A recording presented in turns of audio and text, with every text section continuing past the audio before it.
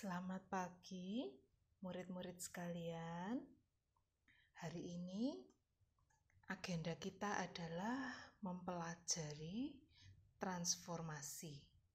Ini adalah salah satu bab matematika untuk kelas 9 SMP ya, kelas 9. Transformasi ini merupakan materi pertama pada semester 2 nanti.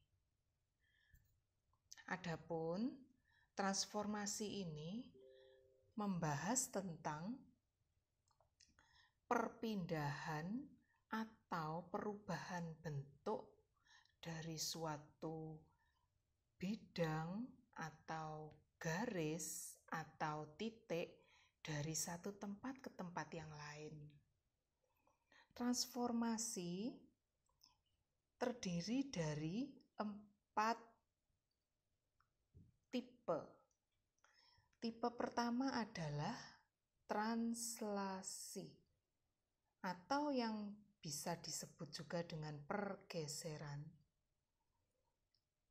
Notasi atau rumus yang biasa kita pakai adalah untuk titik A dengan koordinat X, Y, jika ditranslasikan pada titik P dan Q akan menghasilkan bayangan titik A aksen dengan hasil X plus P, X plus P, Y plus Q. Berikutnya adalah dilatasi yang bisa disebut juga perkalian bangun. Untuk dilatasi titik A, X, Y, pada dilatasi berpusat pada 0,0 dengan faktor dilatasi K, maka hasilnya adalah A aksen atau bayangan dari A adalah K kali X, K kali X, K kali Y. Ketiga adalah refleksi atau pencerminan.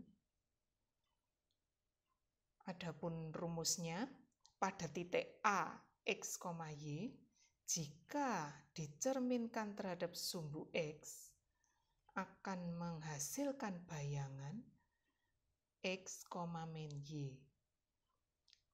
Ini hanya salah satu contoh saja ya, karena pencerminan itu banyak macamnya. Bisa ke sumbu X, sumbu Y, bisa juga ke pusat koordinat yaitu 0,0, macam-macam. Ini hanya sebagai preview begitu ya. Nanti secara detail akan dijelaskan pada subbab berikutnya. Tipe terakhir adalah rotasi atau perputaran.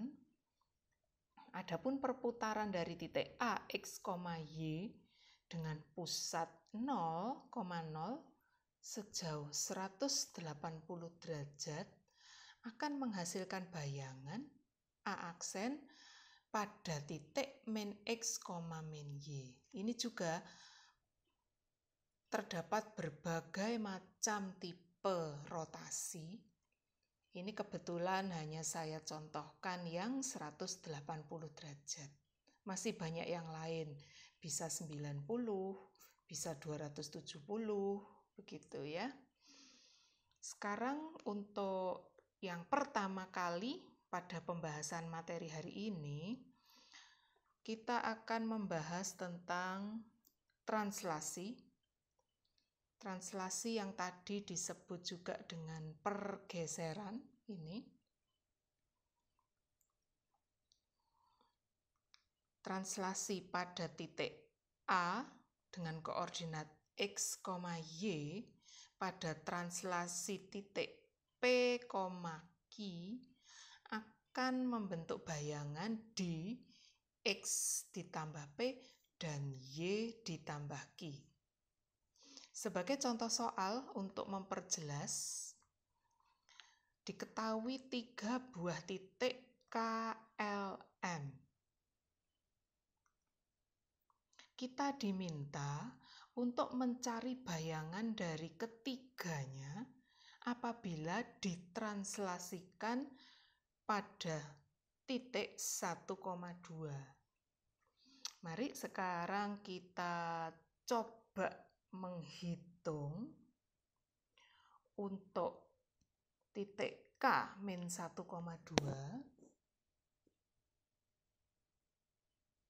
ditranslasikan pada T12.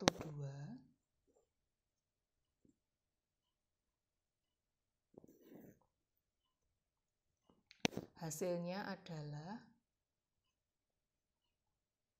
K aksen, cara hitungnya min 1 ditambah 1 yaitu 0. Berikutnya 2 ditambah 2 hasilnya 4. Selanjutnya untuk titik L sama ya, ini dilatasinya, translasinya akan menghasilkan titik bayangan 0 ditambah 1 adalah 1, min 1 ditambah 2 adalah 1. Berikutnya titik M,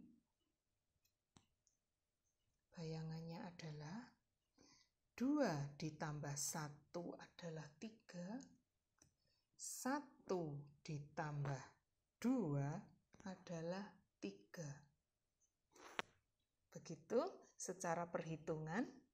Lalu sekarang kita akan mencoba bagaimana pengimplementasian titik-titik ini di dalam gambar. Kita coba akan menggambar ini. Kita menggambar bendanya dulu ya, ini min 1,2. Min 1,2 ini adalah titik K. Lalu titik L 0,-1, 0,-1 titik L. Lalu titik M 2,1, 2,1 titik M. Kita hubungkan KLM, ternyata bentuknya segitiga. Lalu sekarang kita akan mencoba menggambarkan bayangannya. Bayangan terhadap titik K, yaitu K aksen adalah 0,4. Kita cari titik 0,4 di sini. Kita beri nama K aksen. Yang berikutnya L aksen 1,1. 1,1 di sini L aksen. Lalu berikutnya lagi M aksen 3,3. 3,3 di sini M aksen. Kita hubungkan, ini adalah segitiga yang merupakan bayangan dari segitiga ini. Jadi K aksen, L aksen, M aksen adalah segitiga yang merupakan bayangan dari KLM akibat dilatasi terhadap titik 1,2. Semoga penjelasan ini jelas. Sampai bertemu lagi keesokan hari. Ibu akan melanjutkan tentang translasi titik dan mencari bayangan. Sampai berjumpa lagi dan terima kasih.